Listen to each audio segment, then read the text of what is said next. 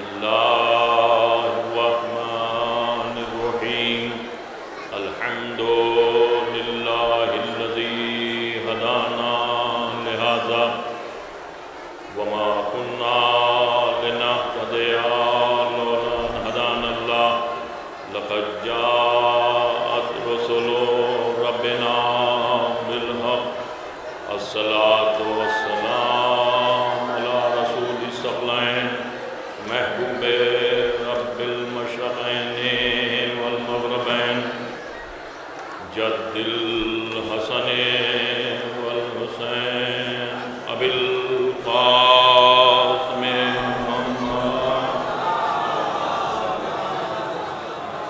وأهل بيته الطيبين الطاهرين المعصومين المظلومين ولعنة الله على أعدائهم أجمعين من يومنا هذا إلى قيام يوم الدين أما بعد فقد قال الله تعالى تبارك في كتابه المجيد وقوله الحق بسم الله الرحمن الرحيم إنا أول بيت وضع للناس للذي ببركة مباركا وهدى للعالمين صلاة محمد بزرگان ملت اور برادران ایمان عزاداران شہدائے کربلا علیہ السلام کائنات کا پروردگار اپنے بلند و بالا کلام قرآن مجید میں عظمت اہل بیت بیان فرما رہا ہے۔ عزیزو، جس آیت کی تلاوت کرنے کا شرف میں نے حاصل کیا وہ بہت مشہور و معروف آیت ہے۔ تمام علماء و ذاکرین سے اصلاح کے طور پر سماعت کرنے کی گزارش کر رہا ہوں۔ عزیزو، یوں تو کائنات میں بے شمار عمارتیں ہیں، بے شمار بلڈنگیں ہیں، بے شمار جائیدادیں ہیں، لیکن جو منصب، جو مرتبہ اہل بیت سے وابستہ ہونے کے بعد کسی عمارت کو حاصل ہو جاتا ہے، وہ منزل کسی کو حاصل نہیں ہوتی۔ خانہ کعبہ سرزمین عرب پر ایک عمارت تھی اور لوگ اس کا طواف کیا کرتے تھے، لیکن جب 13 رجب المرجب کو مولا کائنات کی ولادت ہوئی، اس کے بعد ہی خانہ کعبہ قبلہ بنا۔ عزیزو، آج یہ جتنی بھی دولت، جتنی بھی جائیداد، جو کچھ بھی امت مسلمہ کے پاس ہے، چاہے کسی فرقے کا انسان ہو یا کسی فرقے کے لوگ ہوں، جو کچھ بھی ہے امت مسلمہ کے پاس، وہ اس کا مالک، اس کا وارث کون ہے؟ یہاں جوگی پورے میں بے شمار مومنین تشریف لائے ہیں۔ یہاں مولانا عمار صاحب بھی تشریف رکھتے ہیں، طاہر جرولی صاحب کی نیابت کر رہے ہیں۔ آگرہ قاضی نور اللہ شوستری صاحب کے مزار کے سیکریٹری ہیں۔ آپ حضرات سے اس لیے حاضر ہوئے ہیں، گزارش کرتے ہیں کہ زیادہ سے زیادہ تعداد میں وہاں پہنچنا چاہیے، اس لیے کہ عزیزو، قاضی صاحب وہ ہیں کہ جنہوں نے احقاق الحق مجالس المومنین شیعت کی تبلیغ کے لیے ہندوستان میں سب سے پہلے جو کتاب کسی نے لکھی وہ قاضی نور اللہ شوستری صاحب تھے، اور شیعت کی نمائندگی جو کی، ویسی نمائندگی ہندوستان کی سرزمین پر کسی نے نہیں کی۔ یوں تو سب لوگ اپنے اپنے بزرگوں اور اپنے اپنے عزیزوں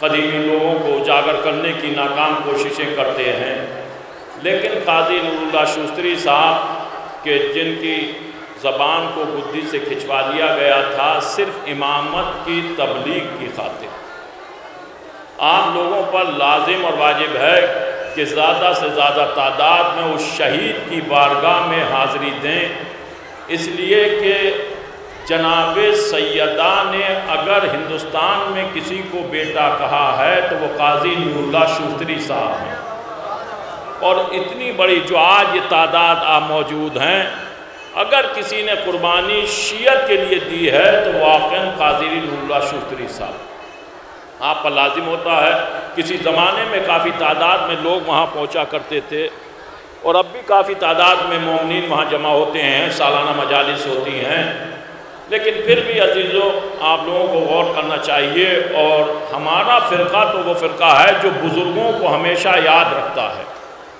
نہیں تو اور لوگ احسان فراموش فرقے ہیں کہ جو بزرگوں کو یاد کرنا بدعت کہہ دیا کرتے ہیں عزیزو، اور یاد وہی کرتا ہے کہ جس کے بزرگ یاد کرنے کے قابل ہوں،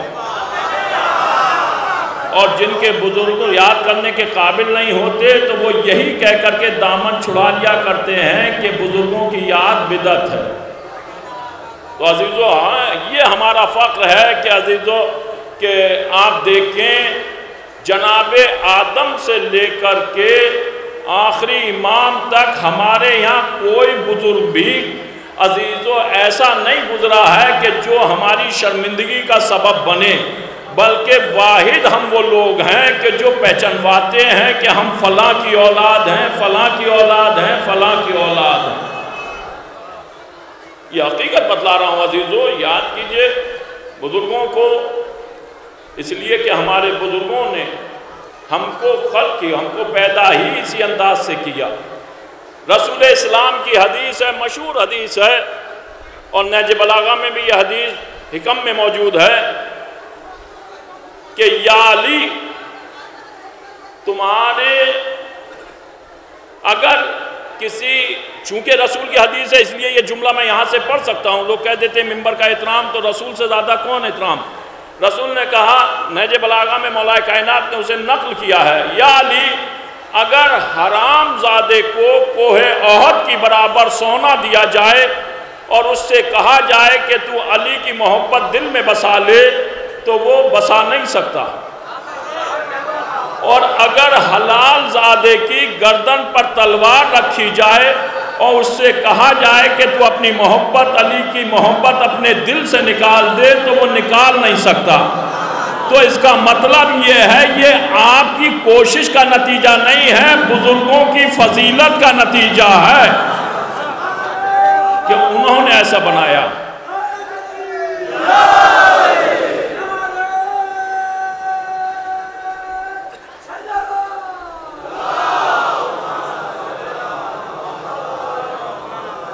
تو آپ دیکھیں عزیزو، جب بھی علی کی محبت اپنے دل میں محسوس کرو، یا علی کی محبت کی ٹھنڈک اپنے دل میں محسوس کرو، تو اپنے پیدا کرنے والوں کے حق میں دعا کرو کہ انہوں نے آپ کو اس لیے بنایا۔ اور لوگ طرح طرح کی باتیں بناتے ہیں، طرح طرح کی باتیں نکالتے ہیں۔ آپ دیکھیں ذرہ برابر، یا میری ماں بہنیں بیٹھی ہوئی ہیں، چونکہ تبلیغ کے نام پر آج کل بہت کچھ ہو رہا ہے، لیکن جس بات کی تبلیغ کرنی چاہیے وہ تبلیغ نہیں کی جا رہی ہے۔ جس بات کی تبلیغ عزیزوں، میں کسی چیز کا اس شرعی اعتبار سے جو کچھ شریعت محمدی میں ہے، میں کسی بھی اعتبار سے اس کا مخالف نہیں ہے۔ ہر چیز جتنی بھی شریعت محمدی میں جو کچھ بھی ہے وہ سب لازم اور واجب ہے ہر اعتبار سے، اس لیے کہ کائنات میں واحد شریعت محمدی ایسی شریعت ہے جس پر اکملتوں کی سند مہر لگا دی گئی ہے۔ واحد یہ شریعت ہے کہ جس پر مہر لگی ہوئی ہے اکملتوں۔ لیکن کب مہر لگی؟ جب علی کی ولایت کا اعلان ہوا۔ تو جب علی کی ولایت کے بغیر پیغمبر کی شریعت مکمل نہیں ہوتی تو علی کی محبت کے بغیر ملا کی نماز کیسے مکمل ہو سکتی ہے؟ آپ بتائیے، بغیر محبت علی کے اس کائنات میں کچھ نہیں ہونے والا، کوئی عبادت، کوئی سجدہ، کوئی تکبیر بغیر محبت علی کے مکمل نہیں۔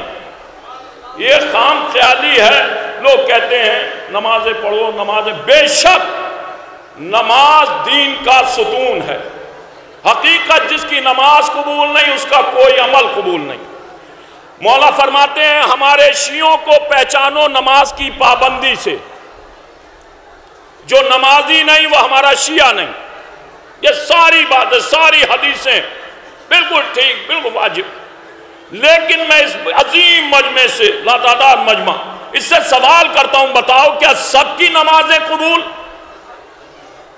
جو لوگ کہہ دیتے نماز، اگر نماز قبول نہیں، آدھی حدیث بیان کرتے ہیں، ادھوری حدیث بیان کی جاتی ہے۔ ہمارے یہاں بھی ادھوری حدیث، میں نے شاید پڑھا تھا کبھی ایک حدیث کے بارے میں، جس کی کوئی اچھی بات ہو اسے پڑھنا چاہیے۔ ہاشم کچھوچوی اہل سنت والجماعت کے عالم ہیں، سادات سے رابطہ رکھتے ہیں، ان کا کہنا لوگ اپنے فائدے کے لیے آدھی حدیث بیان کرتے ہیں، اپنا فائدہ جس میں ہو، مکمل بات نہیں آدھی۔ ویسے ہی ہمارے یہاں بھی ہوتا ہے آدھی حدیث، بہت سے وہ اپنے آپ کو متقی بننے کے لیے آدھی حدیث بیان کرتے ہیں۔ ہاشم کچھوچوی صاحب بیان کرتے ہیں کہ ایک مرتبہ حج کے موقع پر خلیفہ دویم گئے، ارکان حج بجا لانے کے بعد جب حجر اسود کی طرف بڑھے اور حجر اسود پتھر کے قریب جا کر کے پتھر کو دیکھا، اور دیکھنے کے بعد کہتے ہیں، یہ بیان اجتماعوں میں کی جاتی ہے حدیث، کہ وہ کہتے ہیں پتھر کو دیکھنے کے بعد کہا، اے حجر اسود تو ایک پتھر ہے، نہ تو فائدہ پہنچا سکتا نہ تو نقصان پہنچا سکتا، اس لیے کہ تو پتھر ہے، لیکن میں تجھے بوسہ اس لیے دے رہا ہوں کہ میرا رسول تجھے بوسہ دیا کرتا تھا۔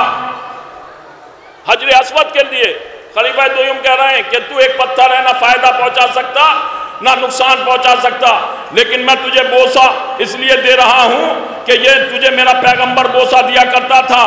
جب یہ بات علی تک پہنچائی گئی تو علی نے خلیفہ دویم کو جھڑک کر کے کہا، تم کیسی آدھی حدیث بیان کرتے ہو، مکمل حدیث بیان کرو۔ یہ حجر اسود فائدہ بھی پہنچاتا ہے، نقصان بھی پہنچاتا ہے، روز محشر کافر کے کفر کی گواہی دے گا، مومن کے ایمان کی گواہی بھی یہی دے گا۔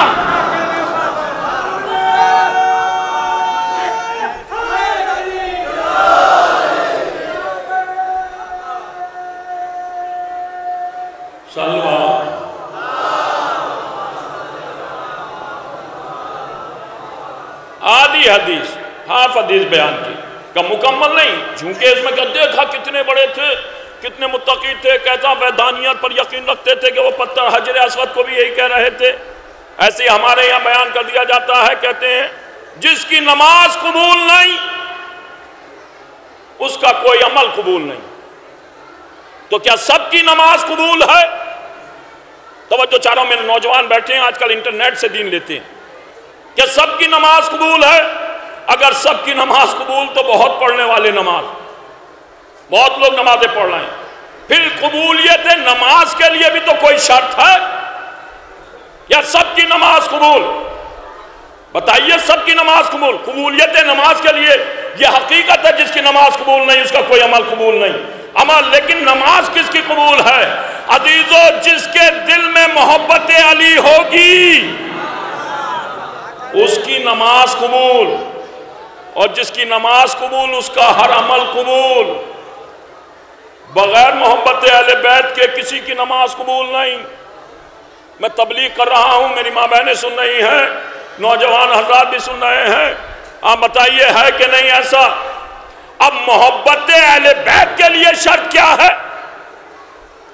یہاں سے ملا نے ہٹایا جس کی نماز قبول نہیں اس کا کوئی عمل قبول نہیں، بس یہیں پر۔ لیکن نماز کس کی قبول؟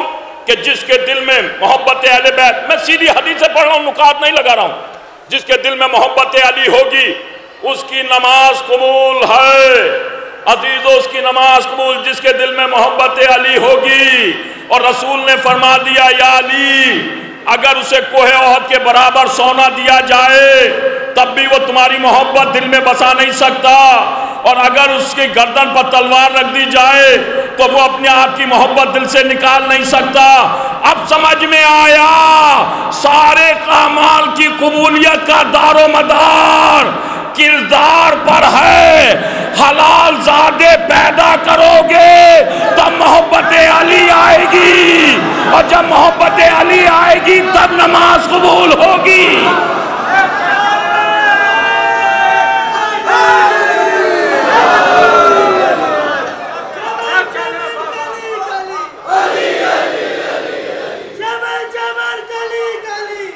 جب آوازیں بلند لگائیے جو میں آوازیں بلند۔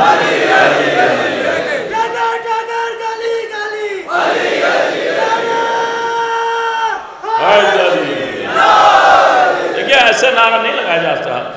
آج کا ہماری ماں بہنیں بیٹھی ہوئی ہیں، آپ دیکھیں، اور آج کل تو بہت آزادی مل رہی ہے۔ آزادی کہا جائے ہماری تو خیر فرقے میں ہماری شریعت محمدی میں تو ویسے ہی عورتوں کو برابر مانا گیا۔ بڑے جھگڑے ہو رہے ہیں اس وقت اس زمانے میں۔ آپ دیکھیں نعرہ لگا رہا ہے ایک نوجوان، آپ غور کیجئے، نعرے واحد قوم ہے۔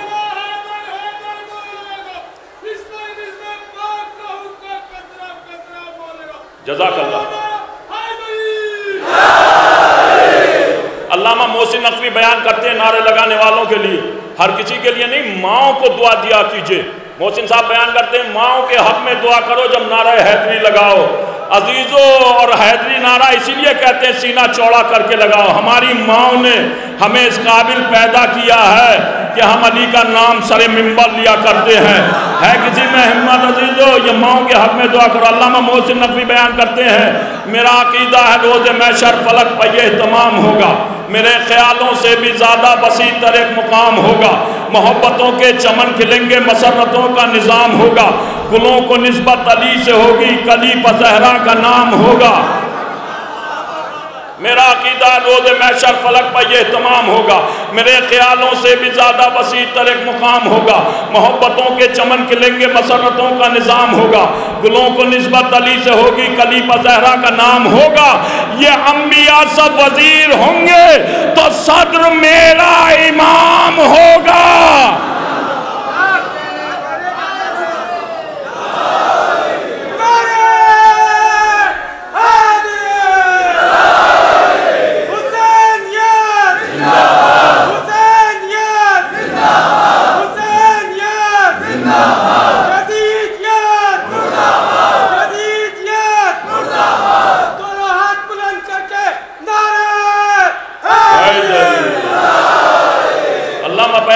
میرا عقیدہ ہے روز محشر فلک پر یہ اہتمام ہوگا، میرے خیالوں سے بھی زیادہ وسیع تر ایک مقام ہوگا، محبتوں کے چمن کھلیں گے، مسرتوں کا نظام ہوگا، گلوں کو نسبت علی سے ہوگی، کلی پر زہرا کا نام ہوگا۔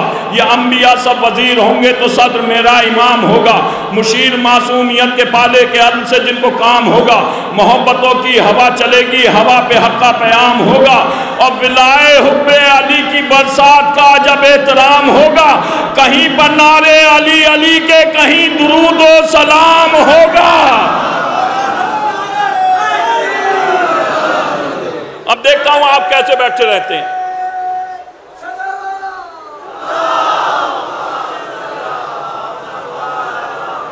میں نے کہا نہیں علی کا نعرہ شرما کر کے نہیں عزیزو، بغیر محبت علی کے کچھ نہیں ہونے والا۔ میں اس منبر سے کہہ رہا ہوں، منبر کی قسم کھا کر کے کہہ رہا ہوں، مولا کی بارگاہ میں کہہ رہا ہوں، بغیر علی کے کچھ نہیں عزیزو، جو کچھ ہوگا وہ علی کے ذریعے ہوگا، اس لیے کہ علی ہی وہ ہے کہ جس نے اول سے لے کر کے آخر تک کی مدد کی۔ رسول نے اس وقت تک اعلان رسالت نہیں کیا جب تک علی کا ظہور نہیں ہو گیا۔ یہ کوئی حدیث کوئی نقطہ نہیں عزیزو۔ علامہ محسن اب دیکھوں کون آپ بیٹھے رہتے ہیں، کیسے بیٹھے رکھتے ہیں۔ جس کے دل میں محبت علی کا سمندر موجن ہے وہ ضرور عزیزو یہ بات ثابت کرے گا۔ میرا عقیدہ روز محشر فلک پر یہ اہتمام ہوگا، میرے خیالوں سے بھی زیادہ وسیع تر ایک مقام ہوگا، محبتوں کے چمن کھلیں گے، مسرتوں کا نظام ہوگا، گلوں کو نسبت علی سے ہوگی، کلی پر زہرا کا نام ہوگا۔ یہ انبیاء سب وزیر ہوں گے تو صدر میرا امام ہوگا، مشیر معصومیت کے پالے کے عدل سے جن کو کام ہوگا، محبتوں کی ہوا چلے گی، ہوا پہ حق کا پیام ہوگا، ولائے حب علی کی برسات کا جب احترام ہوگا، کہیں پر نعرے علی علی کے کہیں درود و سلام ہوگا۔ اب جس کے دل میں محبت علی کا سمندر موجود ہے وہ اگر روک سکتا ہے روک کر کے دکھائے۔ ولائے حب علی کی برسات کا جب احترام ہوگا، کہیں پر نعرے علی علی کے کہیں درود و سلام ہوگا، ہر ایک مہکش کے ہاتھ میں سلسبیل و کوثر کا جام ہوگا، مگر نعرہ دیے بغیر اسے منہ لگانا حرام ہوگا۔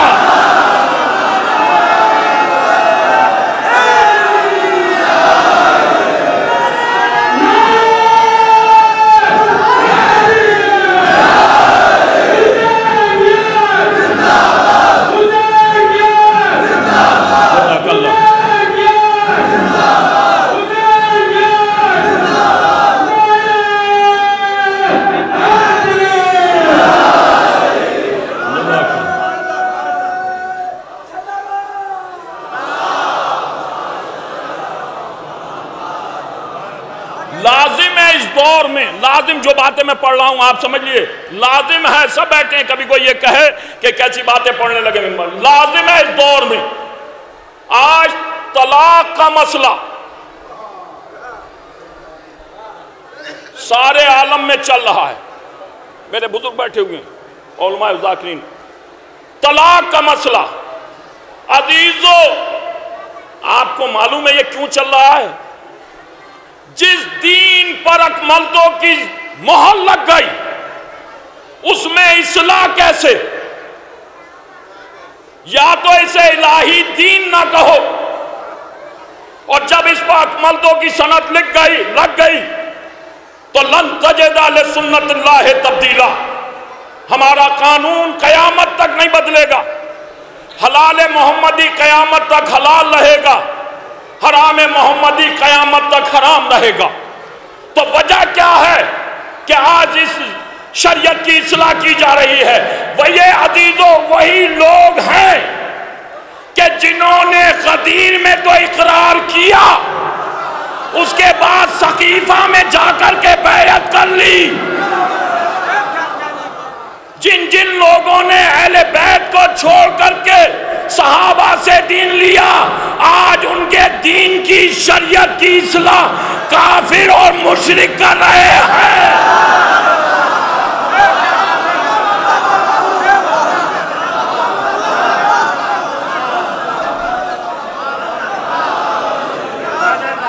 واحد یہی آج ان کے دین شریعت کی اصلاح کافر اور مشرک۔ ہماری ماں بہنیں یہاں بیٹھی ہوئی ہیں، ایک کو اعتراض نہیں ہے شریعت محمدی پر، تو وہ جو ٹی وی پر آ رہی ہیں وہ کون ہے؟ میں دعوے سے کہہ رہا ہوں، بہت چھوٹا سا طالب علم ہوں، میری ماں بہنیں بیٹھی ہوئی ہیں، جو بات کہوں گا سب ماننے کو تیار۔ کیوں؟ اس لیے کہ ہمارے بزرگوں نے ہمیں صحیح شریعت پہنچائی، ہم نے دین اور شریعت ان سے لی ہے کہ جن کے بارے میں پیغمبر نے کہا تھا۔ تم نے دین اور شریعت ان سے لی کہ جنہوں نے پیغمبر کو ہذیان کا تہمت لگایا۔ یہی وجہ ہے۔ آپ دیکھیں کوئی آواز بلند ہو رہی ہے، میں بالکل آپ کے سامنے کی باتیں کرنا چاہتا ہوں۔ آپ بتائیے زمانے میں ہندوستان کے اندر اگر گورنمنٹ کے حساب سے، ہندوستانی گورنمنٹ اور کاؤنٹنگ کے حساب سے دیکھا جائے تو 18 کروڑ مسلمان، جہاں پر 18 کروڑ مسلمان، وہاں شریعت محمدی کو کارٹون بنا کر کے ٹی وی پر پیش کیا جا رہا ہے۔ آپ سب دیکھتے ہیں شریعت محمدی کو کارٹون بنایا اور بنا کر کے وہ آیا، آنے کے بعد انہیں طلاق طلاق طلاق۔ وجہ کیا ہے؟ کبھی سوچا آپ نے؟ اگر واجب ہے جو شریعت محمدی کا مذاق بنائے، یا تو وہ حرام زادہ ہے، اور جو مذاق بنتے ہوئے دیکھے وہ بھی اسی صف میں آتا ہے۔ لیکن ہم خاموش کیوں اس لیے کہ جس چیز کا مذاق بنایا جا رہا ہے نہ وہ دین محمدی ہے نہ شریعت محمدی ہے.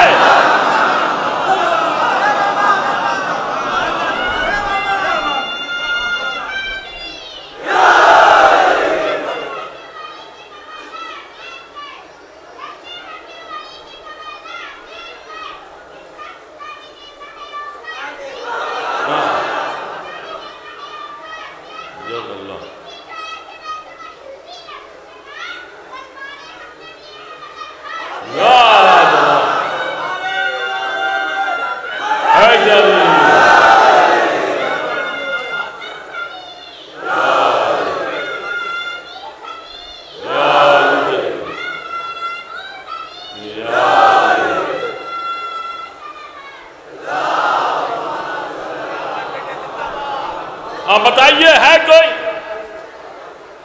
اس زمانے میں توہین کوئی بولا؟ اب تو پہلو نکالنے لگے. ہم پہلو نکالیں گے, ہم حل کریں گے. بتائیے ہے شریعت محمدی میں؟ آپ پڑھیے طلاق, سورہ طلاق, اور اس میں آپ کو مل جائے گا. میرے پاس بھی فون آئے بہت سے اہل سنت والجماعت کے, مولانا سمجھائیے. میں نے کہا اگر تم نے دین محمدی اور شریعت محمدی اس زمانے میں نہیں سمجھی تو پھر کبھی نہیں سمجھو گے. اگر اس زمانے میں بھی نہیں سمجھی تو پھر کبھی نہیں سمجھو گے.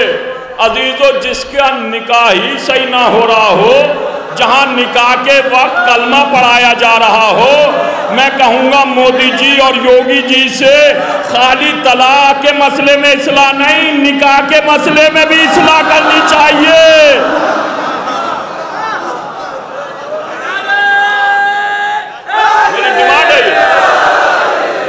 اصلاح کرنی چاہیے نکاح کے مسئلے میں بھی.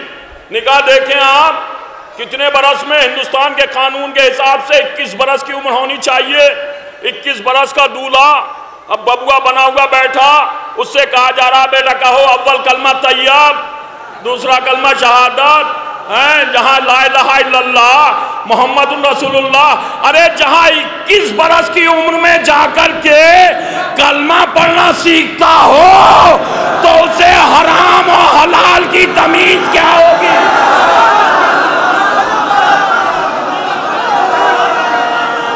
آپ بتائیے.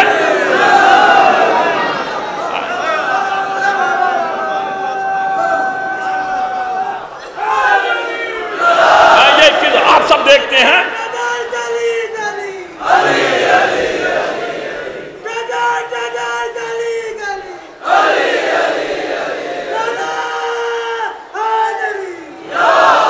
آپ بتائیے کہ بوڑھے طوطے پڑھتے ہوئے دیکھیں 21 بار. وجہ کیا ہے کہ 21 برس میں جا کر کے کلمہ؟ وجہ کیا؟ جب پیغمبر اسلام پیدا ہوئے, کہاں پیدا ہوئے, کس جگہ پیدا ہوئے, کہہ دیتے ہیں ہمیں نہیں معلوم کہاں پیدا ہوئے, کس گھر میں پروان چلے ہمیں نہیں معلوم. ارے کہاں, کس وجہ سے, کس زمانے میں مسلمان ہوئے؟ جب پیغمبر نے اعلان رسالت کیا 40 برس کے سن میں جا کر, تو 40 برس تک کی شریعت تو ابو طالب دیں گے. بھائی 40 برس کی شریعت تو ابو طالب کے گھر ملے گی نا. 40 برس کی بعد کی شریعت.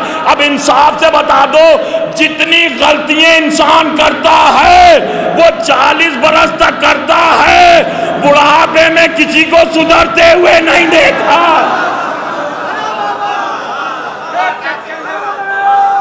40 برس کا سن ہے. آپ کہیں گے کیا پڑھنے لگا؟ میں بتا رہا ہوں, کیونکہ ہمارے ہاں بھی بہت سے لوگ اللہ اکبر, دیکھا مسجدیں بھری ہوئی, رمضان کا مہینہ سر پر, واجب ہے سب پر 1 مہینے کے روزے, جو نہ رکھے وہ شیعہ نہیں, کیونکہ شیعوں کو عبادت کی پابندی سے پہچانو. واجب ہے روزے, لغزش کرنا, وہ سارے اصول ہیں. کبھی آپ کہنے لگے سب پر 1 حکم لگا دیا, اس لیے کہ ہمارے یہاں تقلید رکھی گئی ہے, اور تقلید واجب ہے, اس میں مسائل الگ الگ ہیں, لیکن اختیاری طور پر قضا کرنا یا چھوڑنا حرام. ساری شریعت کچھ ہے نہیں ہے. تو یہ جو شریعت کا مذاق بنایا جا رہا ہے اس زمانے میں, آپ کیوں نہیں بولتے, ہم کیوں نہیں بولتے؟ میں بالکل سامنے کی بات کر رہا ہوں. لوگ ہمارے یہاں بھی کہہ دیتے ہیں نا کہ مولا کائنات نے بعد پیغمبر تلوار کیوں نہیں اٹھائی اور چلاتے چھین لیتے، کہتے نہیں لوگ، کیونکہ مولا کی تلوار میں لوہا طاقت۔ اب میں سوال کر رہا ہوں، آپ کیوں نہیں بول رہے ہیں؟ روزانہ کم از کم 100 مرتبہ ٹیلی ویژن پر شریعت محمدی کا مذاق بنایا جا رہا ہے، کیوں نہیں بول رہے ہیں؟ مولا کائنات نے نہج بلاغہ میں فرمایا ہے کہ بعد پیغمبر میرے حق کو لوٹا جا رہا تھا، میں بیٹھا ہوا دیکھ رہا تھا اور سوچ رہا تھا کہ کٹے ہوئے ہاتھوں سے حملہ کر دوں یا بھیانک تیرگی پر خاموش رہوں۔ میری میراث لوٹی جا رہی تھی۔ آپ بتائیے اس زمانے میں وہی ہو رہا ہے کہ نہیں؟ شریعت محمدی کا بنا مذاق بنایا جا رہا ہے۔ کہاں گئے؟ کیوں نہیں بولتے؟ کیوں نہیں کہتے مسلم پسند اللہ؟ کیوں نہیں کہتے ہم بدلنے نہیں دیں گے؟ وہ لوگ جو اب تک یہ بات اخباروں میں نکال رہے تھے کہ یہ فلاں نے تبدیل کی، یہ دوسرے صاحب نے تبدیل کی، اس زمانے میں تبدیل کی، پیپر میں آیا، آج وہ لوگ ان صاحب کا نام نہیں لے رہے ہیں۔ نیوز آپ کے ذہن میں نہیں ہے؟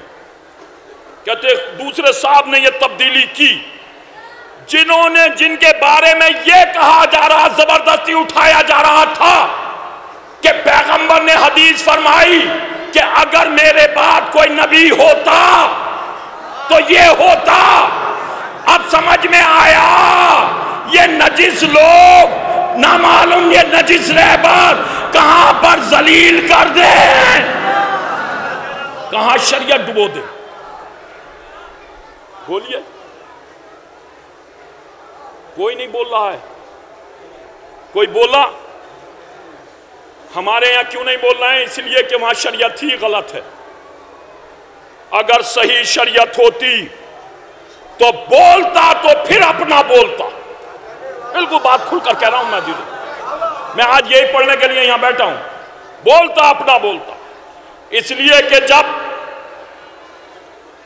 سلمان رشدی نے قرآن مجید پر تہمت لگائی، پیغمبر اسلام پر تہمت لگائی، آپ کے ذہن میں ہے، میں ممبر سے نہیں دہرانا چاہتا اس کی نجس زبان کے الفاظ کو، تہمت لگائی، کوئی بولا؟ بریلوی والے کہاں مر گئے تھے؟ بولے؟ دیوبندی غائب ہو گئے تھے؟ بصرے والے کہاں چھپ گئے تھے؟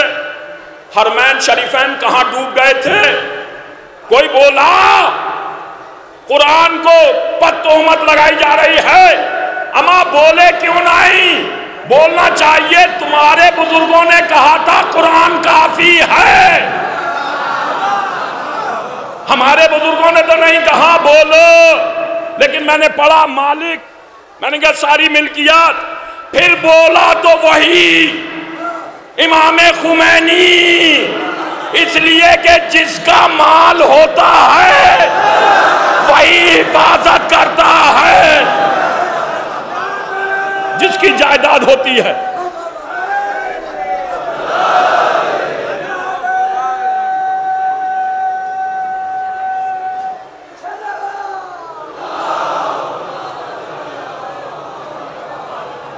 وہی بولے، اور کوئی کیوں نہیں بولا؟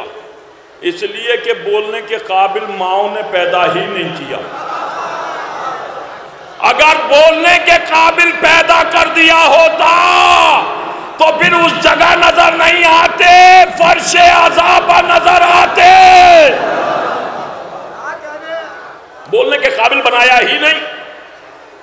بولنے کے قابل تو وہی بولے گا جس کی رگوں میں طاہر لہو ہوگا۔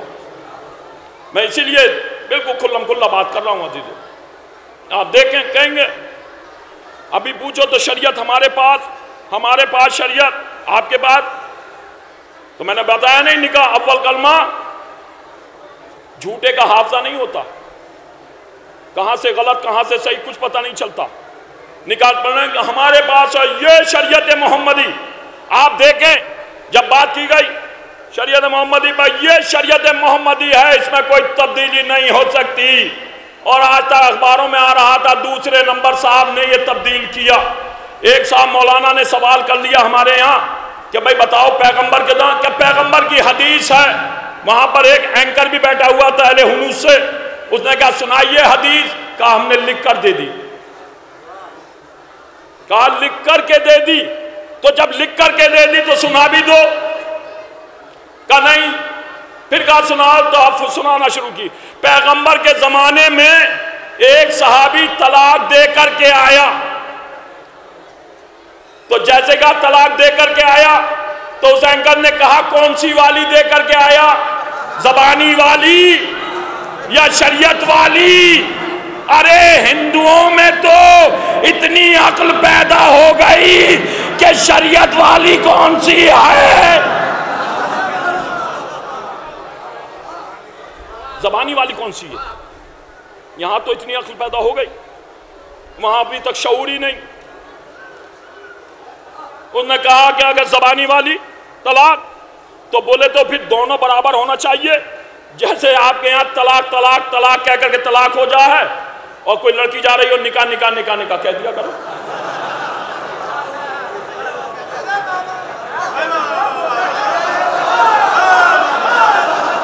نکاح بھی ہو جائے بھئی یہ کہہ دو نکاح ہو جائے.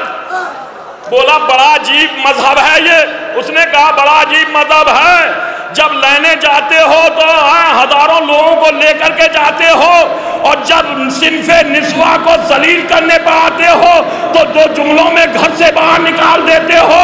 بس یہی تو وجہ ہے اسلام صحیح لوگوں کے ذریعے ہندوستان میں نہیں پہنچا. اگر شیعوں کے ذریعے پہنچتا تو یہاں مندر نہ ہوتے مسجدیں ہوتی. کہتا اگر صحیح لوگوں کے ذریعے ہندوستان میں مذہب پہنچتا تو یہاں ہر جگہ مسجد ہی نظر آتی، مندر نظر نہیں آتے. لیکن لے کر کے آنے والے غلط. الگ موضوع ہے شریعت محمدی کو جس وقت تبلیغ ہونا شروع ہوئی ہندوستان کے اندر. قاضی نور اللہ شوستری صاحب کو بھائی اتنا ہی کتاب میں لکھ دیا تھا احقاق الحق میں اور مجالس المومنین، تو اس گدی سے زبان کھچوا لی گئی. اس لیے کہ یہ سب بنی امیہ کی نسلیں لے کر کے آئی تھیں یہاں اور انہیں یہ ناگوار تھا کہ شریعت محمدی کی تشہیر ہو. لیکن جن کے پاس عقل تھی انہوں نے سمجھا، اسی حساب سے انہوں نے دین پہنچایا. نہیں تو مولا تو بار بار سمجھاتے رہے. جس وقت کہ پیغمبر اسلام کے دیکھیے آپ کون سی قوم ہے ماننے والی. پیغمبر اسلام کے بعد جب شریعت محمدی کو لوٹا جا رہا تھا، سقیفہ میں خلیفہ بنایا جا رہا تھا، تو ملائے کائنات نے ایک جملہ کہا جب تک میں قرآن کو جمع نہیں کر لوں گا اس وقت تک اپنے دوش پر ردا نہیں ڈالوں گا، یعنی گھر سے باہر نہیں نکلوں گا. لیکن اسی ہنگام میں اسی درمیان میں ابو سفیان آیا مولا کی بارگاہ میں. مولا نے استقبال کیا، آؤ بیٹھو. جب وہ آ گیا تو اس نے کہا یا علی اپنے آپ کو اکیلا نہ سمجھنا، تنہا نہ سمجھنا، اپنے حق کو تم لینے کے لیے کھڑے ہو جاؤ. اس لیے اگر تنہا سمجھ رہے ہو تو میں مدینے کو گھوڑ سواروں اور پاپیادہ سے بھر دوں گا. تو مولا کائنات نے اسے جھڑکا نہیں، برا بھلا نہیں کہا، نکالا نہیں. جیسے اس نے یہ کہا میں آج تمہارے یہاں مدینے کی گلیوں کو گھوڑ سوار اور پاپیادہ سے بھر دوں گا. تو ایک مرتبہ مولا کائنات نے ابو سفیان کو اوپر سے نیچے تک دیکھا اور دیکھنے کے بعد جملہ کہا تم کب سے اسلام کے ہمدرد ہو گئے؟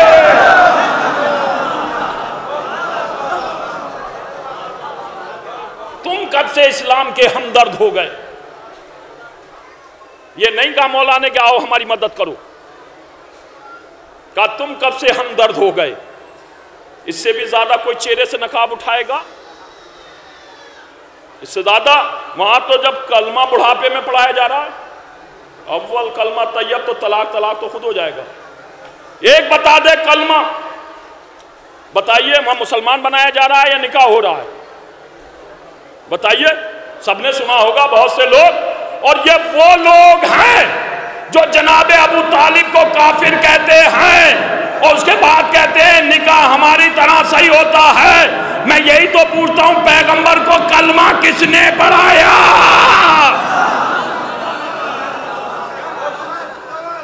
بھئی پیغمبر کو بھی تو کہا ہوگا پیغمبر کہو اول کلمہ طیب. تو کس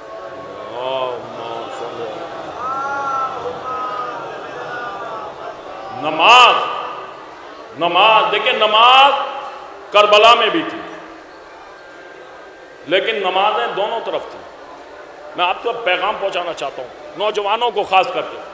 نماز آپ دیکھیں، 2 محرم کو وارد کربلا ہوئے امام حسین، 2 محرم سے 10 محرم تک، نوجوانوں خاص کر کے 2 محرم سے 10 محرم تک امام حسین کی نماز کہیں دکھائی دیتی ہے۔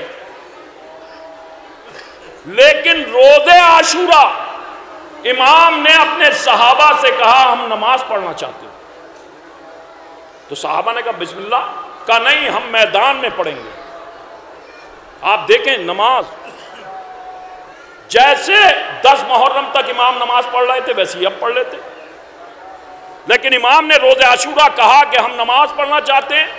کیوں کہا؟ کہ امام پیغام پہنچانا چاہتے ہیں، دیکھو ادھر بھی نماز پڑھی جا رہی ہے اور میں بھی دکھا رہا ہوں کہ میں بھی نماز پڑھ رہا ہوں، اور دکھایا بھی امام نے اور سنائی بھی، تاکہ زمانہ تمیز پیدا کر لے کہ کون سی نماز صحیح ہے کون سی نماز غلط۔ غور کیجئے گا، میں اپنے لفظوں کا ذمہ دار ہوں، آپ کے سمجھنے کا ذمہ دار نہیں، کیونکہ بات کچھ ہوتی ہے سمجھتے کچھ ہے۔ امام نے نماز پڑھ کر کے دکھائی۔ اب لوگ نماز جب امام نے کہا پڑھنا چاہتے ہیں تو صحابہ نے کہا تیروں کی بارش، زہیر ابن قین، جناب سعید۔ امام نے کہا نماز میری حفاظت، تو صحابہ نے کہا ہم آگے کھڑے ہو جائیں گے۔ جیسے کہ آگے کھڑے ہوں گے، امام نے مسلح جماعت۔ اس وقت صحابہ کو تو یہ کہنا چاہیے تھا پنجتن پاک کی آخری کڑی ہے، اس کے بعد آپ کے پیچھے نماز میسر نہیں ہوگی، ہم تو آپ کے پیچھے نماز پڑھیں گے۔ ایک نے نہیں کہا ہم نماز حفاظت کریں گے، امام نے بتلا بھی دیا اور صحابہ نے دکھلا بھی دیا۔ آگے کھڑے ہو گئے صحابہ اور امام نماز پڑھ رہے ہیں، آگے کھڑے ہوئے، کوئی اعتراض ہوا کسی کو؟ صحابی آگے کھڑا ہوا ہے، لیکن امام کربلا کا واقعہ محدود نہیں ہے۔ جو بات میں پہنچانا چاہتا ہوں، امام آگاہ کرنا چاہتے ہیں کہ بعد میں الٹی سیدھی روایتیں یہ مولوی بیان کریں گے کہ علی نے فلاں کے پیچھے نماز پڑھی، علی نے فلاں کے پیچھے نماز پڑھی۔ میں بتلا دوں کہ علی اور حسین کسی کے پیچھے نماز میں کھڑا نہیں ہوتا۔ کھڑا کر کے بتلایا، دیکھو کس وجہ سے۔ آگے صحابی کھڑا ہوا ہے، نماز نہیں پڑھی، زہیر ابن قین اور سعید نے سامنے کھڑے ہوئے، آپ سنتے رہتے ہیں۔ اور جب امام نے سلام پھیرا تو زہیر ابن قین اور سعید تیورا کر کے حسین کی آغوش میں گرے، اور گرتے وقت فوراً دیکھا حسین کی طرف اور دیکھ کر کے کہا مولا آپ کی نماز تمام ہو گئی۔ تو حسین نے یہ نہیں کہا کہ میری نماز تمام ہو گئی، امام حسین نے فوراً کہا زہیر اللہ تمہیں نماز گزاروں میں شمار کرے۔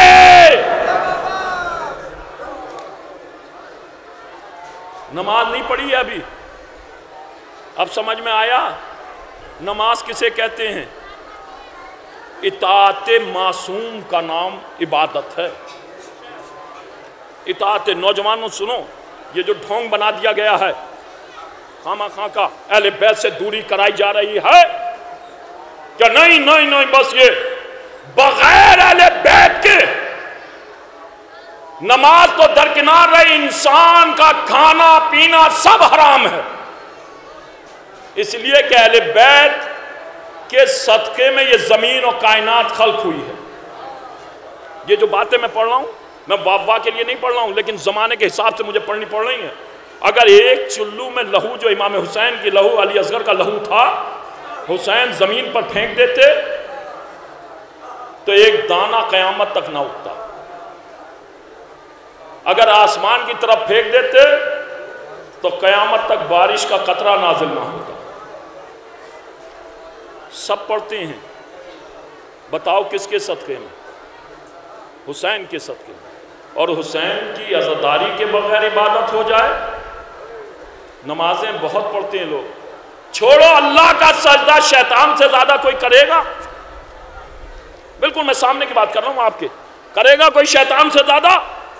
ہاں، لیکن اللہ نے جناب آدم کو بنایا اور اس سے کہا اسے سجدہ کر، اس نے کہا نہیں کروں گا، تجھے کروں گا، جیسا کہ آج کل بہت تعداد بڑھ رہی ہے، تجھے کروں گا۔ اللہ، ہمارے یہاں بھی دیکھا بڑی مسجد میں رونق، تو تم گھر میں نماز کیوں پڑھ رہے ہو؟ تم بھی جاؤ مسجد میں۔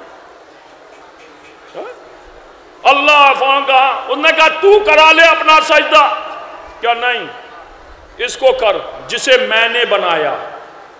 پتہ نہیں آپ لوگ کہاں بیٹھے، جسے میں نے بنایا اس سے، اس نے کہا اسے نہیں کروں گا، اللہ نے کہا جنت سے نکل جا۔ آپ دیکھیں ایک کو نہیں کیا سجدہ اللہ کے بنائے ہوئے کو، تو اللہ نے جنت سے باہر نکال دیا۔ یہ مسلمان تو 12 کا انکار کر رہا ہے، یہ 12 کا منکر ہے۔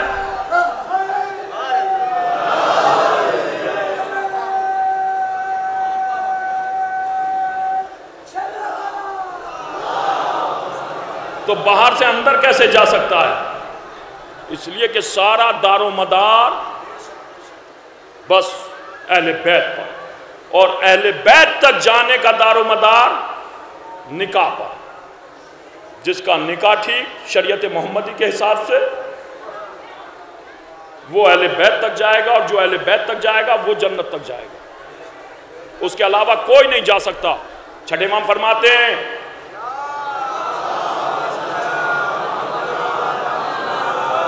میں نے اسی لیے نکات نہیں کہ مولوی نکات لگا دیتے ہیں، بات سمجھ میں نہیں آتی، واہ واہ ہونے لگتی ہے، میں اس لیے نوجوانوں کو سیدھی سیدھی حدیثیں بیان کر رہا ہوں، نہیں تو نکات بھی لگا دیتا واہ واہ والی۔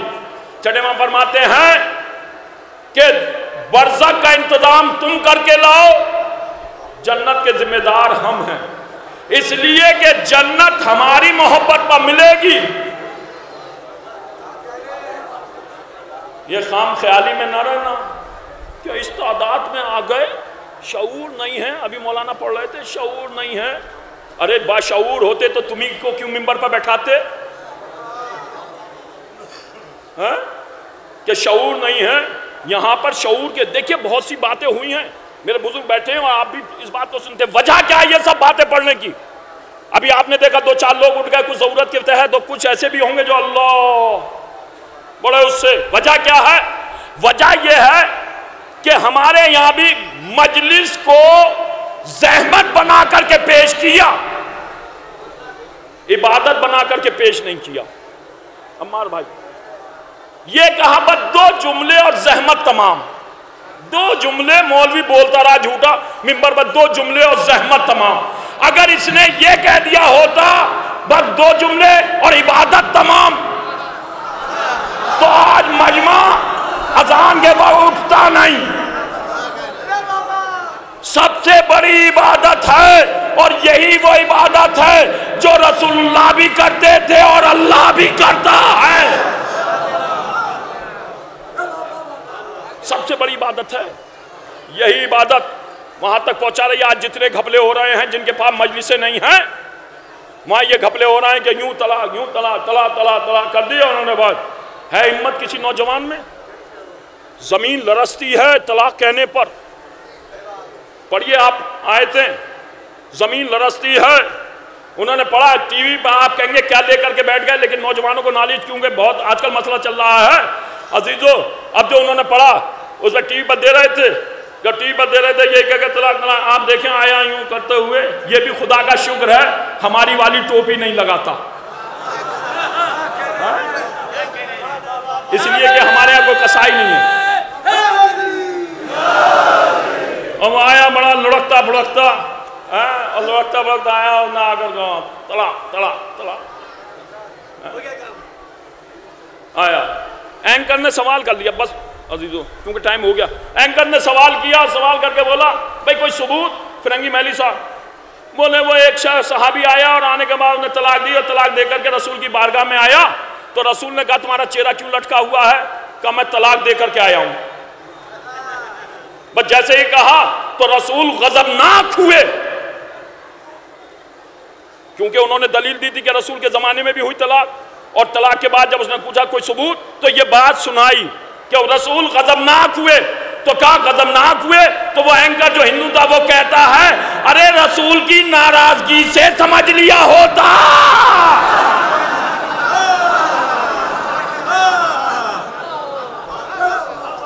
کہ اس فعل سے رسول راضی ہوتا ہے یا ناراض؟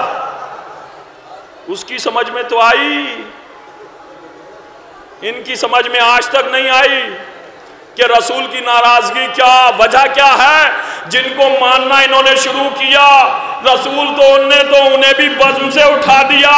ارے رسول ان کے ماموں سے بھی ناراض گئے، ان کی اماں سے بھی ناراض گئے. اسی لیے تو ہم کہتے ہیں ہم سب کو اماں نہیں مانتے، جو خدیجہ جیسی ہوتی ہے ہم اس کو ماں مانتے ہیں. ہاں اس کو مانتے ہیں. اب بس ایک بات عزیزو، اور جب طلاق کہنے سے طلاق ہو جاتی ہے تو انصاف سے بتاؤ، روایت ہے کہ مولا کائنات نے جنگ جمل میں کہا طلاق کہنے سے اگر طلاق ہو جاتی ہے تو مولا کائنات نے جنگ جمل میں کہا تھا یہاں سے چلی جاؤ نہیں تو طلاق کا حق مجھے دے گئے ہیں. تو ہو گئی طلاق.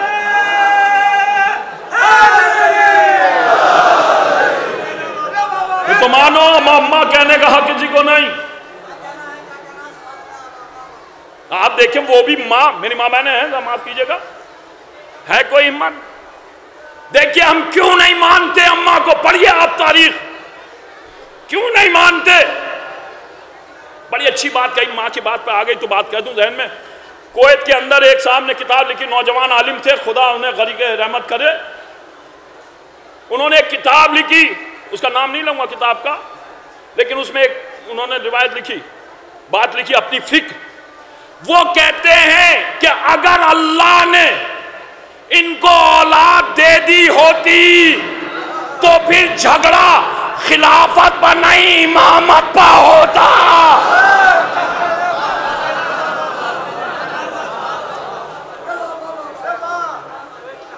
اللہ نے اس قابل نہیں بنایا. لعنت ہو ایسی ماں پر. پوری پڑھ لیجیے روایتیں، آپ صحیح بخاری پڑھیے، صحیح مسلم پڑھیے، اور جو ہمارے یہاں کتابیں انہیں پڑھیے. اگر 10 حدیثیں ہیں، ان 10 حدیثوں میں سے 9 ایسی ملیں گی کہ جس میں بستر کا حجرے کا تذکرہ ملے گا، اور ساری حدیثیں پڑھ جاؤ خدیجہ کا نہ حجرے کا ذکر ہوگا نہ بستر کا ذکر ہوگا. اللہ نے بتا دیا پاک بی بی کون ہے. غور کیجئے گا میری باتوں پر. پاک بی بی کون ہے؟ کہوں عزیزو، مولوی نے قلم اٹھایا، 1400 برس سے لکھا جا رہا ہے خدیجہ ضعیفہ تھی، خدیجہ ضعیفہ تھی. 1400 برس ہو گئے ہمیں پڑھتے ہوئے سنتے ہوئے. بوڑھی تھی، اور اس کے اپوزٹ وہ جوان تھی. رسول بہت چاہتے تھے. اللہ نے کہا لکھ لے. کتنا لکھے گا؟ قلم تیرے ہاتھ میں ہے، قسمت میرے ہاتھ میں ہے.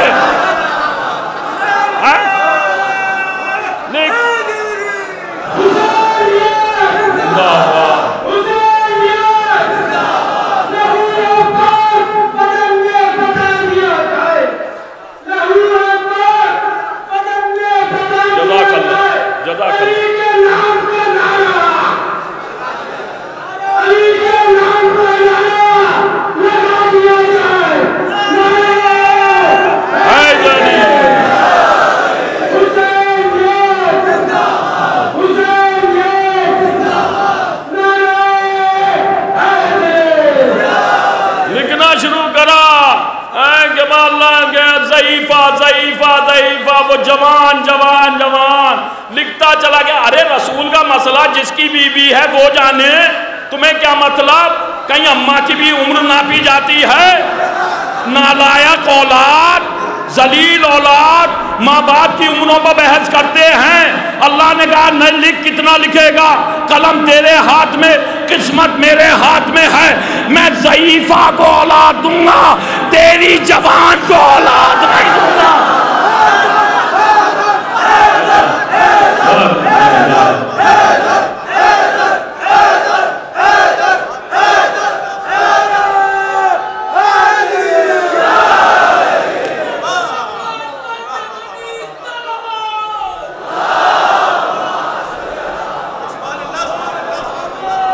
دیکھیں ساری شریعت کا مذاق بنا دیا اس نالائق اولاد نے, بالکل نالائق. رسول نے کہا میں امت کا باپ ہوں, حدیث پیغمبر. علی بھی امت کے باپ, حدیث ہے میں امت کا باپ. ہمارے یہاں ایک اجتماع ہو رہا تھا, اس اجتماع میں ایک عالم کھڑے ہوئے اور کھڑے ہو کر کے کہتے ہیں غلط سلط ہے کہ رسول کو علم غیب تھا, رسول پہ علم کچھ نہیں تھا, رسول ان پڑھ تھے. رسول نے کہا میں امت کا باپ, یہ ساری امت میری اولاد. آپ انصاف سے بتاؤ اس مجمع میں اگر کسی سے, اگر اس کا باپ جاہل بھی اور اس سے کہو تمہارا باپ جاہل تھا, کہے گا مولانا آپ مولوی ہیں, لمٹ میں رہیے, سب برداشت کروں گا, باپ کو دشنام گالی برداشت نہیں کروں گا. یہ جہالت لفظ کہنا گالی ہے. 20 لاکھ کا مجمع, اس میں ایک جاہل مولوی کہہ رہا ہے رسول جاہل تھے, رسول کہہ رہے ہیں میں امت کا باپ. ارے لعنت ہو ایسی اولاد پر جو اپنے باپ کو جاہل کہتی ہو. آپ دیکھیں شریعت کا مذاق بنا دیا ہے.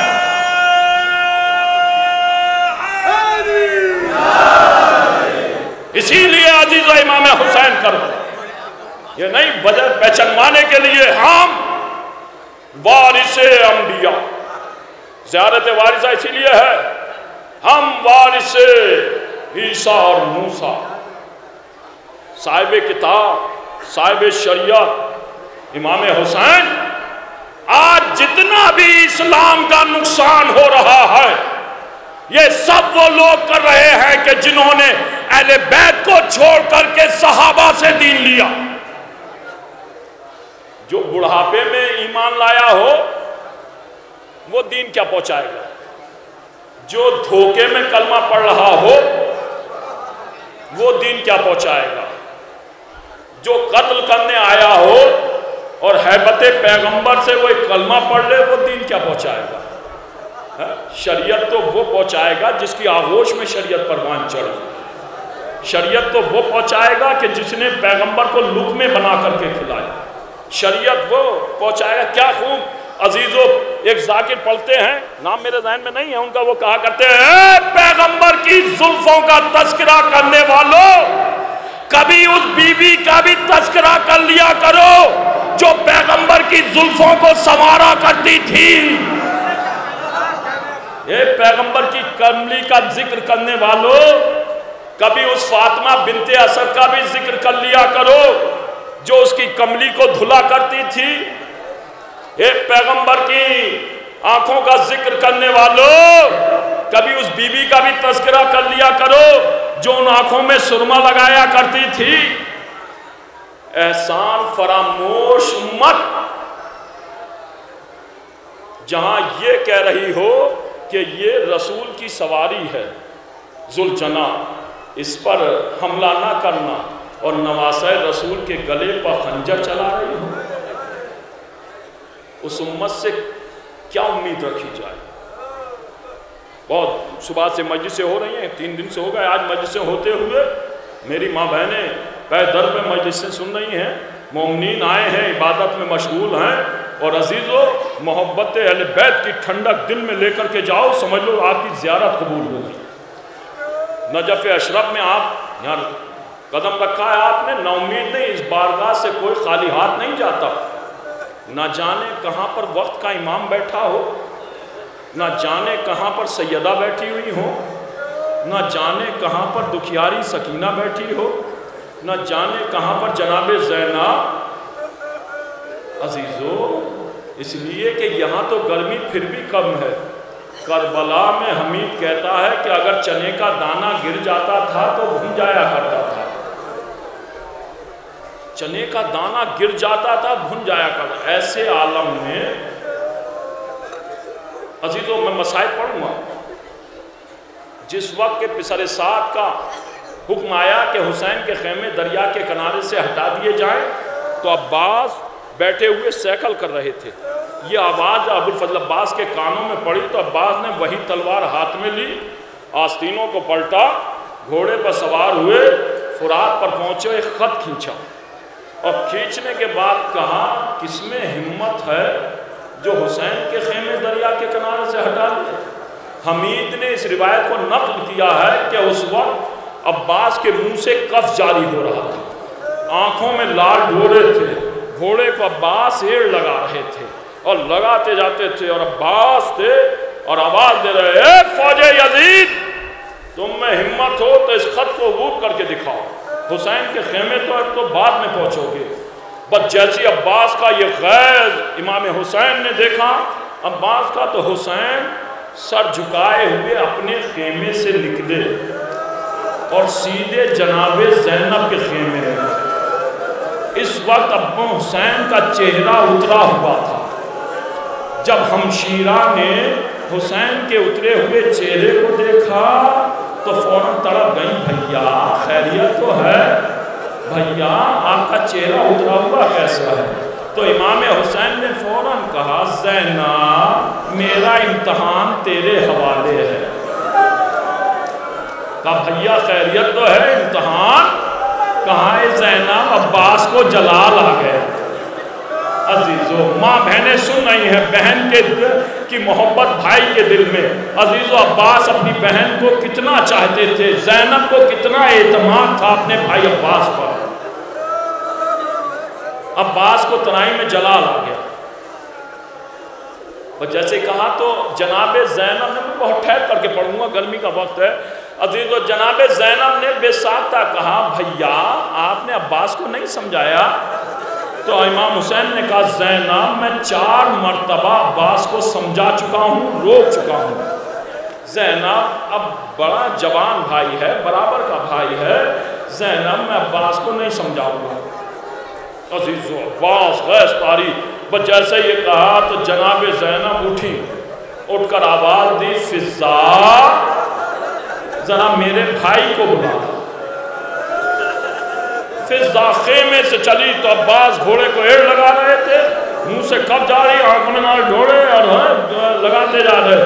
اب جو فضا آئی اور آنے کے بعد عباس کچھ فاصلے پر رہ گئے تو فوراً فضا نے کہا عباس آپ کو شہزادی نے طلب کیا ہے۔ بہت سنجیدگی سے پڑھ رہا ہوں عزیزو، میری ماں بہنیں بیٹھی ہیں عزیزو، اندازہ لگاؤ بھائی کے دل میں بہن کا احترام۔ بس جیسے ہی شہزادی کا لفظ آیا عباس گھوڑے سے اتر گئے، فوراً گھوڑے سے اترے اور سر جھک گیا۔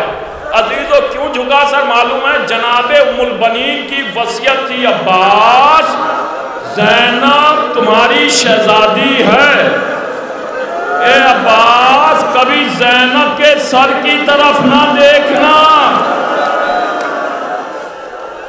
کبھی زینب کے سر کو نہ دیکھنا۔ عباس سر جھکا کر کے، عزیزو عباس جس کے منہ سے قف جاری تھا، جس کی آنکھوں میں لال ڈورے تھے، وہ عباس جس پر غیظ طاری تھا، وہ عباس جو گھوڑے کو ایڑ لگا رہے تھے، وہ عباس جس کے ہاتھ میں برہنہ شمشیر تھی، گھوڑے کی لجام کو پکڑا، سر جھکائے ہوئے خیمہ زینب کی طرف، خیمے کے در پر آ کر آواز دی شہزادی غلام حاضر ہو گیا۔ جناب زینب اٹھی، چٹائی خیمے میں بچھا دی، آؤ میرے بھیا آؤ۔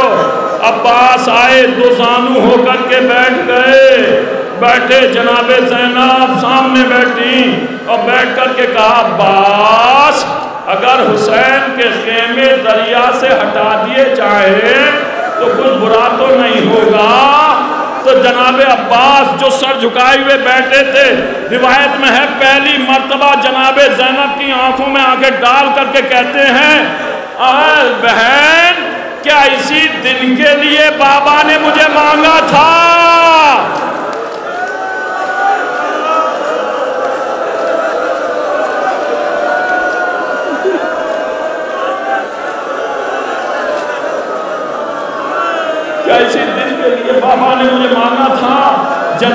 زینب نے جب یہ منظر دیکھا کہ آج عباس میری آنکھوں میں آ کے ڈالا ہے، نس پر ہاتھ رکھ دیا، عباس اگر حسین کے خیمے دریا سے نہیں ہٹے تو زینب کے سر سے چادر ہٹ جائے گی۔ عباس نے قدموں پر سر رکھ دیا، شہزادی جو تمہاری مرضی وہ ہماری مرضی، سر برہنہ نہ ہونا۔ خدا آپ کی آوازوں پر رحمت نازل کرے۔ جناب سیدہ فرماتی ہیں کہ جب گریہ ہو تو دل کی دعا مانگے، آپ کی دعا مستجاب ہو جائے گی۔ عزیز و عباس میں بڑی ڈھارس تھی، بڑی ڈھارس تھی۔ بس ایک روایت پڑھوں گا عزیزو، یہ بھائی کی محبت ہے۔ کبھی آپ کے ذہن میں سوال آیا، یہ ایک بھائی کی محبت آپ نے دیکھی، امام حسین دوسرا بھائی، کبھی ذہن میں سوال آیا کربلا میں سب سے زیادہ تلوار کس نے چلائی؟ نوجوانوں سنو، نیٹ سے دین لیتے ہو، میں بتا رہا ہوں، سب سے زیادہ واصلے جہنم کس نے کیے؟ امام حسین سے اچھی تلوار کربلا میں کسی نے نہیں چلائی۔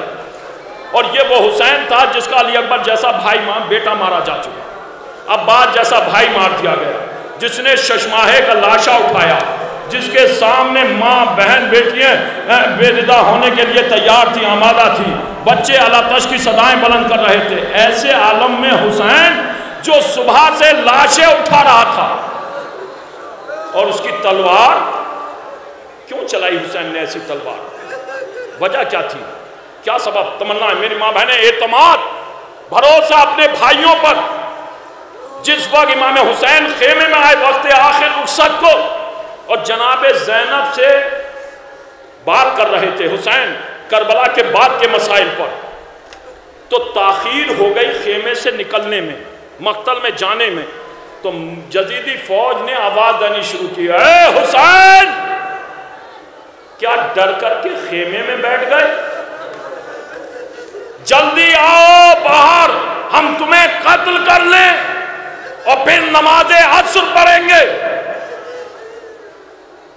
جب یہ آواز خیمے میں پہنچی تو جناب زینب نے کہا، بھیا یہ آپ کو مظلوم نہیں سمجھ رہے ہیں، یہ مجبور سمجھ رہے ہیں، بھیا انہیں بتا دو ہم مظلوم ہیں، مجبور نہیں، بھیا ذرا انہیں تلوار بابا کی طرح چلا کر کے دکھا دو۔ یہ تمنا زینب تھی، اور اس روایت کو جناب زینب نے جناب عبداللہ سے بیان کیا۔ جب جناب زینب کربلا کے بعد مدینے پہنچی، اور مدینے پہنچ بس آخری روایت اور آپ کی عبادت تمام، جناب زینب مدینے پہنچی، بھائی کا جذبہ دیکھیے آپ، بہن کے دل میں محبت دیکھیے، تمنا دیکھیے، حسین جیسا صابر و شاکر جس کا پورا گھر لٹ گیا، اور اس کے بعد بہن نے جو تمنا ظاہر کی، تو پھر حسین نے ویسی تلوار چلائی ہے جو پھر علی جس انداز میں چلایا کرتے تھے۔ جب عزیزو کربلا کے بعد مدینے پہنچے اور سجاد 35 برس تک روتے رہے، تو ایک روز جناب عبداللہ آئے، اور آ کر کے جناب عبداللہ بیٹھے، سجاد فجر کی نماز کے بعد سیدھے بیٹھے، تو جناب عبداللہ کو دیکھا، دیکھ کر کے سجاد رونے لگے، اور روتے میں کہا، پھپا عبداللہ میرے بابا کو کربلا میں رلا رلا کر کے مارا ہے، اے پھپا عبداللہ میرے بابا کو وقت آخر بھی پانی نہیں ملا، اے پھپا عبداللہ میرے بابا کا لاشا پامال کر دیا گیا۔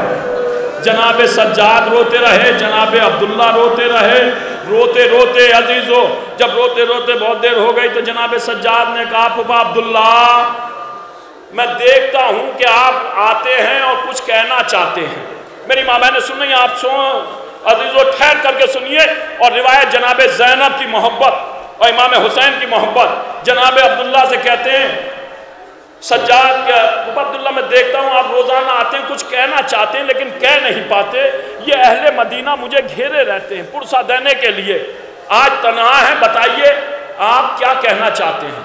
تو جناب عبداللہ نے ایک جملہ کہا، سجاد آپ امام وقت ہیں، ہم حکم نہیں لگا سکتے، گزارش کر سکتے ہیں، کہ بتاؤ کیا ہے پھپھا؟ کہ جب سے واقعہ کربلا ہوا ہے، ہاں انہوں محمد شہید ہوئے ہیں، ہم اپنے گھر میں قدم رکھتے ہیں تو ایسا محسوس ہوتا ہے کہ گھر کے در و دیوار ہمیں کھانے کو دوڑ رہے ہیں۔ کہا پھپھا عبداللہ پھر کام کیا؟ کہ میں زینب کو تمہارے گھر میں رہنے کو منع نہیں کرتا، لیکن اتنا کہہ دو کبھی ہمارے گھر بھی آ جایا کرے۔ میری ماں بہنیں سن رہی ہیں، بس جیسے ہی عبداللہ نے تمنا ظاہر کی تو جناب سجاد نے سر جھکا لیا، پھپھا ہم پیغام پہنچا دیں گے۔ عبداللہ اٹھے چلے گئے، سجاد اٹھے گھر کی طرف بڑھے۔ اب جو سہن خانہ میں جناب زینب تھی، پوچھا بیٹا کون آیا تھا؟ کہا پھپھا عبداللہ آئے تھے۔ کیا کہہ رہے تھے؟ کہا کہہ رہے تھے کبھی ہمارے گھر آ جایا کرو۔ میری ماں بہنیں سنیں، شوہر کا احترام جناب زینب اور بھائی کی محبت، بس جیسے ہی یہ کہا کبھی ہمارے گھر آ جایا کرو تو جناب زینب نے چادر کو اوڑھا۔ 1.5 برس کے بعد علی کی بیٹی اپنے گھر کی طرف جا رہی تھی۔ 1.5 برس سے جس گھر میں کوئی بیوی نہ رہی ہو اس گھر کا انداز کیسا ہو جاتا ہے۔ زینب طیب و طاہر، ماں کی بیٹی طیب و طاہر زینب جب گھر میں قدم رکھا تو عزیزو گرد و غبار سے ہٹا ہوا گھر زینب نے جاروب اٹھائی، گھر کو صاف کرنا شروع کیا۔ صاف کرتے کرتے زینب اس حجرے میں پہنچی جس میں 2 بستر لگے ہوئے تھے۔ میری ماں بہنیں سن رہی ہیں، عزیز و خدا کوئی غم نہ دے سوائے جناب زینب کے۔ اب جو بستروں پر نظر پڑی، زینب کو بیٹے یاد آ گئے، جاروب چھوٹ گئی، بستروں کے درمیان بیٹھ گئی۔ اونو محمد، ماں کو معاف کر دینا، خدا آپ کو کوئی غم نہ دے سوائے عزیز و اونو محمد کے صدقے میں خدا آپ کی گودیوں کو آباد رکھے، آپ کی اولاد کو سلامت رکھے۔ اونو محمد، آواز بلند ہوئی جناب زینب کی تو جناب عبداللہ نے قدم رکھا۔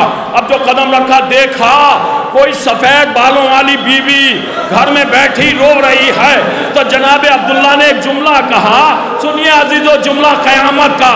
جناب عبداللہ نے کہا بی بی ہمارا تو اس گھر میں ویسے بھی دل نہیں لگتا، ہمارا گھر اجڑ گیا، اگر رونا ہے تو کہیں اور جا کر کے رو لو۔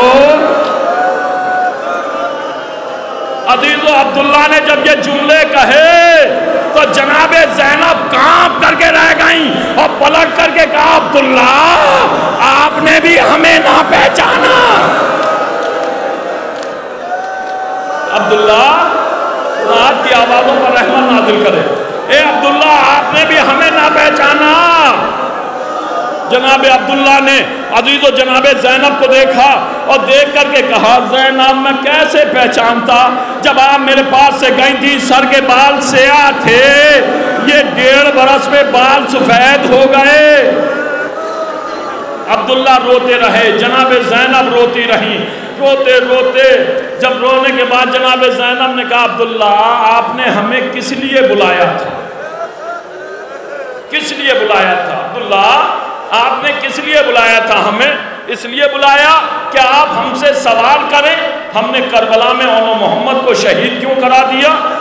کہا نہیں بی بی اس لیے نہیں بلایا۔ کہا پھر کس لیے بلایا؟ اس لیے کہ آپ ہم سے سوال کریں کہ ہمارے سر سے چادر کیسے چھینی؟ کہا نہیں بی بی اس لیے نہیں۔ پھر کس لیے؟ ہمارے بازوؤں میں ریشمان کیسے باندھی گئی؟ کہا نہیں بی بی۔ کہا پھر کس لیے بلایا؟ اس لیے ہمیں دیار بدیار کیسے پھرایا گیا؟ کہا نہیں بی بی اس لیے نہیں پھرایا۔ کہا پھر کس لیے میں یزید کے سامنے کیسے کھڑی رہی؟ عبداللہ رونے لگے، نہیں زینب اس لیے نہیں۔ تو جناب زینب نے کہا بھائی کی محبت، اے عبداللہ پھر میں اپنے حسین کے گھر جا رہی ہوں، اے عبداللہ میں حسین کی قبر پر وعدہ کر کے آئی ہوں جب تک زندہ رہوں گی تجھے روتی رہوں گی۔ عبداللہ میں جا رہی ہوں۔ وہ یہ کہا تو جناب عبداللہ نے راستہ روک لیا اور روک کر کے کہا زینب میں جانے کو منع نہیں کرتا، اے زینب میں حسین پر رونے کو منع نہیں کرتا۔ کہا پھر زینب مجھے ایک واقعہ بتا دو اور چلی جاؤ۔ بڑا عزیزو، جہاں تک میں لانا چاہ رہا تھا آپ کو، پر آپ عزیزو دل بھر کے گریہ کریں گے، روتے ہوئے جائیں گے، اس لیے کہ یہ گریہ بہت بڑی عبادت ہے۔ کہا ایک واقعہ بتا دو۔ کہا کیا؟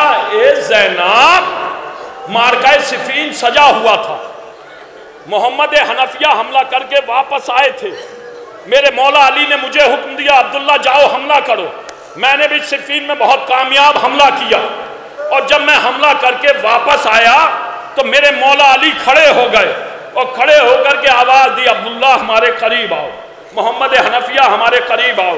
ہم دونوں قریب گئے، جب قریب گئے تو دونوں کو سینے سے لگا لیا، اور لگانے کے بعد کہا عبداللہ آپ بہت زیادہ بہادر ہیں، محمد حنفیہ آپ بھی بہت زیادہ بہادر ہیں، لیکن خبردار اپنی بہادری پر کبھی گھمنڈ نہیں کرنا، اس لیے کہ میرا حسین تم دونوں سے زیادہ بہادر ہے۔ میرا حسین، آخری جملے عزیزو آپ کی عبادت تمام، میرا حسین تم دونوں سے زیادہ بہادر ہے۔ زینب، علی جسے بہادر کہے، اس دن سے ہمارے دل میں ایک تمنا تھی کہ ہم حسین کی جنگ دیکھیں۔ زینب اتنا بتا دو، حسین نے کربلا میں تلوار کیسے چلائی؟ پر جیسے یہ جملے سنے تو حسین کی بہن زینب کو چکر آ گیا، عبداللہ کے شانے پکڑ لیا۔ عبداللہ، جب عباس کے بازو قلم ہو گئے، اونو محمد مارے گئے، علی اکبر کے برچھی لگ گئی، تو میرے حسین نے تلوار نکالی، حملہ کرتا جاتا تھا اور کہتا جاتا تم نے میرے علی اکبر کو مارا، تم نے میرے قاسم کو مارا، تم نے میرے قاسم کا لاشا پامال کیا۔